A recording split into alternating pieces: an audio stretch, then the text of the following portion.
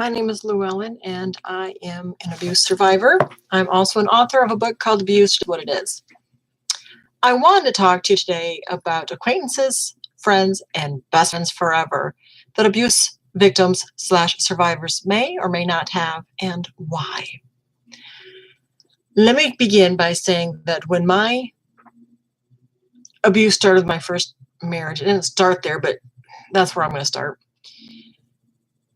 When I was first married, my husband told me that no one else mattered but him and I. And if I had friends, 9 times out of 10, they're trying to come between us and separate us. So I couldn't go hang out with friends because if I did that, that meant I didn't want to be with him. That meant that he was not as important to me as what my friends were. Just little things like that. So eventually I quit hanging out with my friends. Eventually they quit asking me to hang out with them. And so it just became him and I, and eventually our children.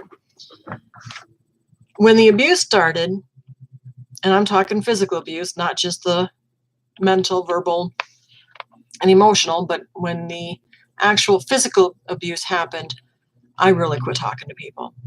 Because, well, no one would understand. How would they? If you've never been abused, you would not understand what it's like and why we stay where we are. 9 times out of 10, it's because we're scared.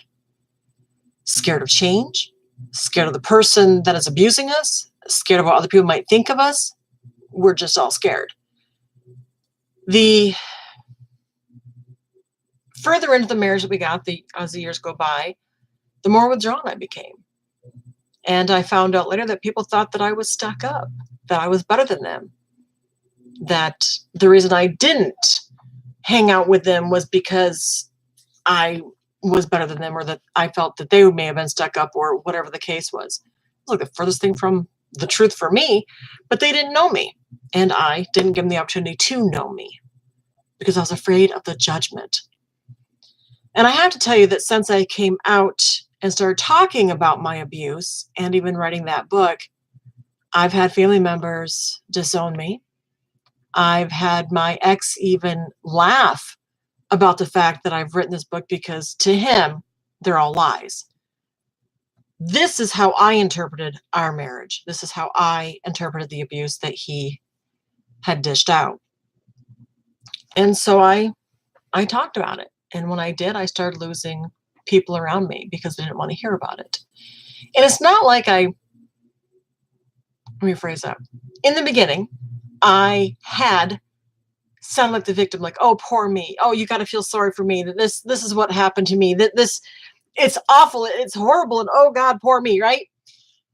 Then it got to be the point where I just don't care about him, about anything regarding him, that is, because I'm done. When I finally left the relationship, it was about 18 years ago, 19 years ago, give or take. I'm going to say 19 years ago. I think it was like 2000. And it took me 2 years to meet and marry the man that I'm with right now, because I didn't want to get married again. I had 3 kids, and I was told that by my ex-husband now, I was told that no one would love me because I was fat. I was close to 400 pounds. I was big. I was very close to 400 pounds. I had 3 half-grown kids. Nobody would love me. I didn't know how to cook. And I didn't know how to cook because my ex-husband cooked. That's one thing that he was adamant about. He would do all the cooking. He would do all the cleaning. So I didn't do any of that stuff. When it came to helping our kids with the math and science and social studies and whatever else, he was there helping them with all the homework. I never helped them. So I was not good enough. I was not worthy enough or smart enough to help the children with their homework. I didn't know how to do that. And so it got to the point where I didn't want to make friends because I wasn't smart enough. A lot of my friends to this day, I swear, are smarter than I am because they know more. They use more intelligent words than I use. They're just better in ways that I feel that I don't deserve to be or that I shouldn't be. And that's what I want to talk about is you do deserve to have friends more than acquaintances. I mean, yeah, we all go to work. Okay, most of us go to work. And we have acquaintances that we pass by in the streets, we say hi to, whatever. People at my work I talk to, hey, how you doing? How's your day? I hope it's a great day. And I try to be as positive and upbeat as I possibly can with them. But do I hang out with them after work or on weekends? No, I don't. There's maybe one or two people that I have hung out with in the past, but not on a regular basis. Not to the point where we're buddy-buddy and we're going to be best friends forever. None of that. I have more acquaintances than I do friends. And I have more friends than I have BFFs. But it's not about the quantity. It's about the quality. It's not about, I have a million friends. It's about, I have friends that care about me and love me. And that is what you need as an abuse victim and survivor. You just need those people that are going to listen to you, that want the best for you, and that will be there to help you if you need a helping hand. That's all we ever need. And it doesn't matter if it's one. It doesn't matter if it's two. You could have 10. Me, I have really 2 BFFs and maybe about 3 or 4 here where I live. And I'm okay with that. I just started going to church in September. My husband and I found a church that we both agreed on, that we both like. And we're making acquaintances there because you have to start out small and then eventually have friends, and it'll go from there. But the main love of my life, no, it's not my husband, is God.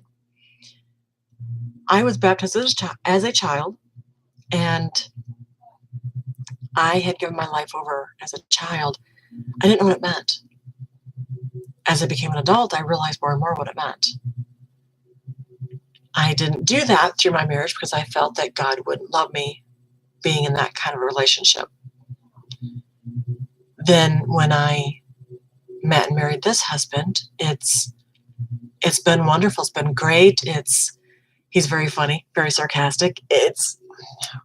We are for each other. I'm a very outgoing person. I will meet you on the street and say, hey, how you doing? Whereas my husband's like, don't do that. Why do you have to talk to everyone? It's just who I am. And he's okay with it, which is a good thing, because otherwise we wouldn't be together. But you have to find your friends. And maybe some of your friends aren't your friends. And that's okay. Find your acquaintances. Define them as acquaintances. Find your friends. Define them as your friends. And again, it doesn't have to be a million of them. You can just have just a small handful. And that's okay. That is okay. So when it comes down to acquaintances, friends, and best friends forever, it's quality over quantity. And it's the best thing that can ever happen, is to have just the 1 or 2 people that you need, that you can call on at any given day, night, time, whatever. It doesn't matter if you wake up in the middle of the night. Those are the friends you need. And I hope you find those. If you need someone to talk to, I am always here. And it doesn't matter. If you email me, it'll pop up. I'll email back. Let me put in my website down here. If you want to check out my website, please do so. If you'd like to subscribe to me, please do that as well. And I will be getting more of my videos out. Daughter, you may want to leave. Where'd you get these chocolates? And I am on a live video. Oh. Sorry. I forgot what I was saying now. But my website is safelife.com. You can go on there and you can check things out or not. Anyways, I hope you have a wonderful and great day. Take care.